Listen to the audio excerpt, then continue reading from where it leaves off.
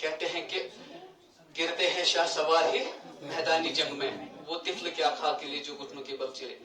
तो मुश्किलातों से उठना ही जिंदगी का एक मेन मकसद आपका होना चाहिए। देखिए, डिस्ट्रीब्यूशन ऑफ अवार्ड्स के लिए मैं पहले ये कहना चाहूंगा कि हमारा मानना है there is no difference between the sun and the moon.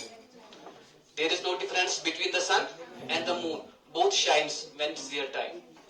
दोनों अपने वक्त पे चमकते हैं। चांद अपने वक्त पे चमकता है, सूरज अपने वक्त पे चमकता है।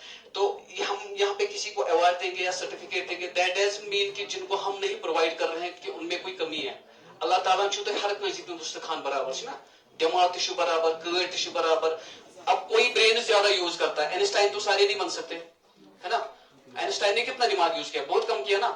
बट आपको इससे क्या मिलता है, आपको इससे मिलती है, कोशिश मिलती है कि ना अगर ये कर सकता है मैं क्यों नहीं, वाई ही नॉट मी।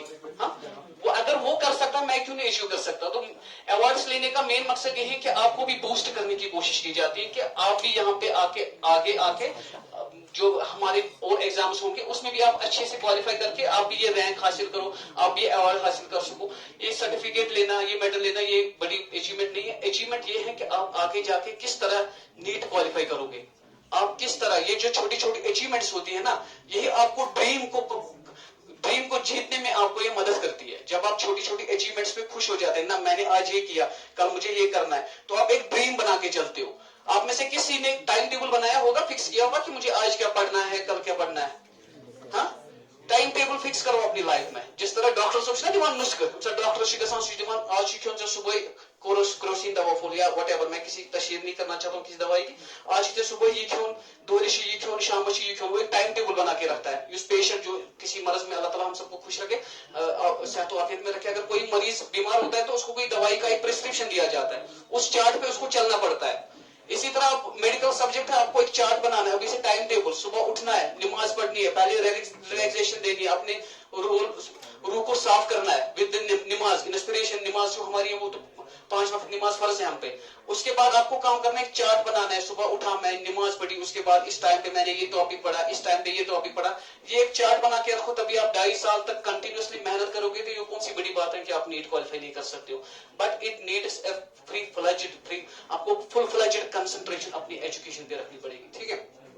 तो वक्त का ज्यादा जिया ना करते हुए मैं सर्टिफिकेट डिस्ट्रीब्यूशन के लिए मुदस्सिर सर को प्लीज दावत देना चाहता हूँ कि वो स्टेज पे आ जाए, और हमारी टीचर्स भी प्लीज वो यहाँ पे आए, तो वो बच्चों को फैसिलिटेट करें। तो 11th में अपार्ट फ्रॉम जो मैंने टेस्ट रैंक हिसाब से निकाले, बच्चों ने कितने क्या टेस्ट दिए हैं, किस मतलब इवॉल्वेट करके फुल फ्लेजेड में, इस पे बहुत मेहनत लगती है। तो 11th में पहली पोजीशन जो लाई है टेस्ट के बेसिस पे आरिसू जहूर ने लाई है। आरिसू जहूर फ्रॉम 11th, पहले मैं 11th का करूंगा उसके बाद 12th का।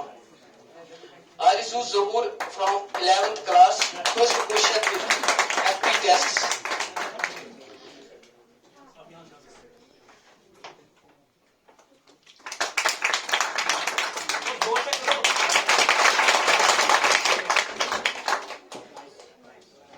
उसके बाद आती है हमारी जुनैरा अंबर।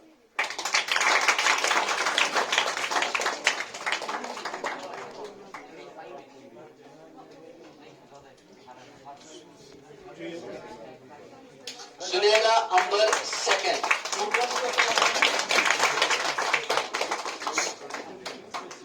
उसके बाद थर्ड रैंक पे आता है हमें अजान फयाज।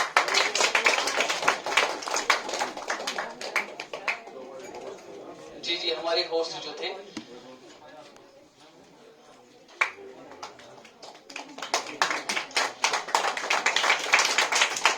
फोर्थ पे आते हैं कैसर नजीर।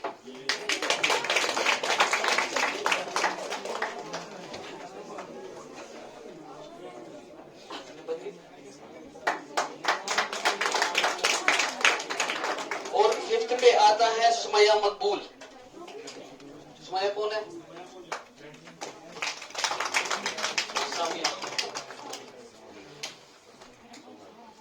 सुमैया मकबूल। तो ये हो गया हमारा 11th का क्लोजन।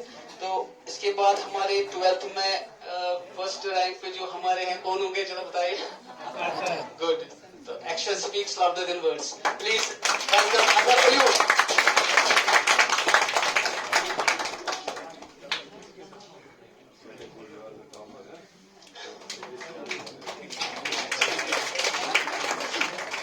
तो सेकंड पे हमारे जो आए हैं वो आए हैं आफरीन बशीर है, आफरीन बिलाल है, आफरीन बिलाल,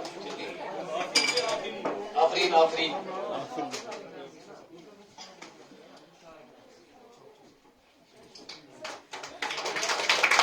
मुझे भी नहीं पता होता लड़का है कि लड़की है, क्योंकि मैं बेसिस ऑफ जो एक्सेल्स में रिजल्ट बनाता हूँ उस बेसिस पे मुझे पता चलता है, मैं तो फोटो वोटो देखता नहीं हूँ किसी का। तो थर्ड पे आता है मोहम्मद माजिद।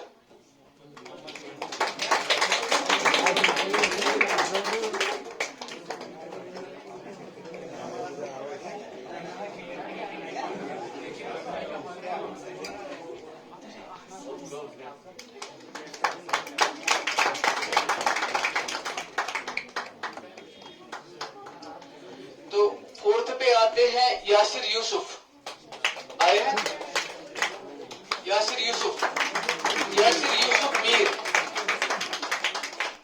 कुलगाम के बच्चे हैं हमारे।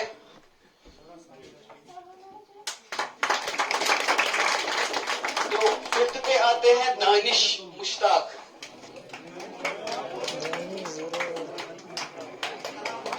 पता था आपको? चलिए इसी को कहते हैं सरप्राइज।